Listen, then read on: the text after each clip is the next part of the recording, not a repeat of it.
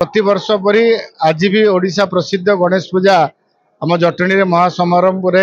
पालित होगा जाऊँगी आगामी 27 तारिख रे तार सुरक्षा दृष्टि लोकंर जो भिड़ रमती शांति श्रृंखलार सहित से कार्य समापन हम से गोटे प्रस्तुति बैठक ये सांसद ये कौन कारण विषय सांसद आसीपारे ना ये बजार कमिटी सभापति जिते पूजा कमिटी और जिते क्लब पाखापाखि 25 क्लब 18 पूजा कमिटी समस्त सभापति संपादक ये उपस्थित थे एवं सरकारी स्तर विभाग अधिकारी थाना भारप्राप्त अधिकारी आरंभ कर R&B सुपरिटेडेंट इंजीनियर तहसीलदार एक्जिक्यूटिव ऑफिसर फायरमैन तापरे आमर इलेक्ट्रिसिटी समस्त विभाग ऑफिसर मैंने बसी कौभली भाव प्रत्येक दृष्टि सुरक्षा रखी कौभली भाव शांति श्रृंखलार सहित कार्यक्रम समापन गोटे विस्तृत भाव आलोचना करागला एवं समस्त मत जेटू केवल जटणीर यहाँ गोटे गारिमा नुहे यहाँ सारा ओडिशार गोटे बड़ पर्व ये हजार हजार लक्ष लक्ष संख्यार भक्त मैंने आसवे दर्शक मैंने आसवे कौभली भाव शांति श्रृंखला सहित ये उपभोग करेंगे से आम समस्त ये दायित्व सरकारी स्तर और आम तरफ कौभली भाव या समस्ते भागीदारी या सफल कर आज निष्पत्ति निगला आशा रखुचु प्रभु जगन्नाथ कृपा प्रभु गणेश अपार करुणारू आम निश्चित भाव आगामी वर्ष जो आम कर पूजाटी समस्त सुरुखुर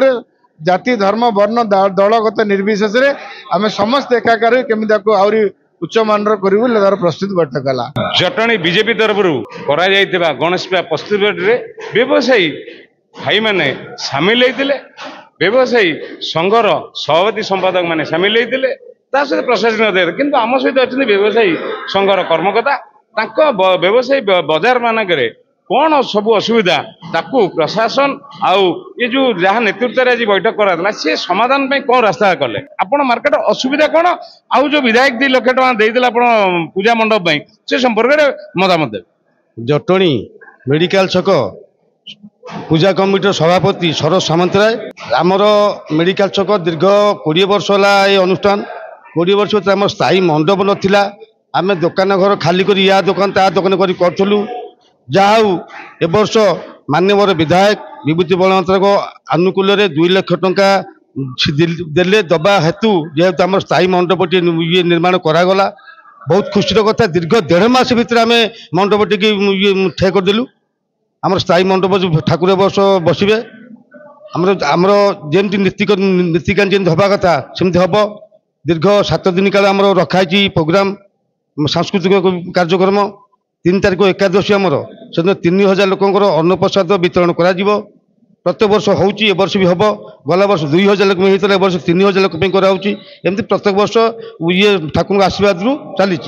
आपणकर से असुविधा कौन रही से मार्केट असुविधा एति रही आम जो ये प्रशासन गोटे सब वर्ष गोटे नीति से जो ठीक टाइम रे ये पूजा टाइम रे ड्रेन खोलिए पूजा टाइम रे ये लाइन काटे बाहागर बेल जो बायन एपन से ड्रेन जो पकई उठे स्लाब पकई ना आम लाइट फाइट लगे प्रोब्लेम चलती आम कहीचु सी 2-3 दिन भर करेंगे कौन 2 दिन पर पूजा केमती कौन करें भारी दुखे रोचे मेडिकल छक व्यवसायी संघर कार्यकर्ता आमको मत रखिले सहित अच्छा मत्स्य परिवा रेलपथ बजार कर्मकर्ता आज जो प्रस्तुति बैठक आप बजार असुविधा कौन था असुविधा संपर्क उपस्थापन कौन करते तार समाधान कौन बार सर्वप्रथम आप संधान एक्सप्रेस धन्यवाद देवी आज आमर जिला सभापति विश्वरंजन बड़जेना सभापति बैठक होता आपण मैंने जानी रेलवे परिवा मत्स्य मार्केट सभापति मृत्युंजय सुदुमु जो बजार व्यवसाय पेंठस्थल थी सी आज बहुत दयनीय अवस्था अच्छी कहीं आम जोड़िए मार्केट जाऊँ रेलवाई अधीन गोटे हूँ रेलवे मत्स्य मार्केट एवं गोटे गोलेई मार्केट म्युनिसिपालिटी जिते जहाँ मागिचु सहयोग जो सभापति जी चेयरमैन दायित्व थे आमको सहयोग किंतु रेलवाई आमको कौन प्रकार टिके भी सहयोग करूनी आपण मैंने जानी ये जो ओभरब्रिज है संपूर्ण आम मार्केट दुकान भांगी जाए जहाँकि 100 वर्षर आम पेट कुटुंब बसुला आम बापा जेजेबापा करके चलुले आम से तो चलुलु आज ओभरब्रिज से तो ब्रिटिश अमलर बजार से सब आज्ञा सी तो ब्रिटिश अमल बजार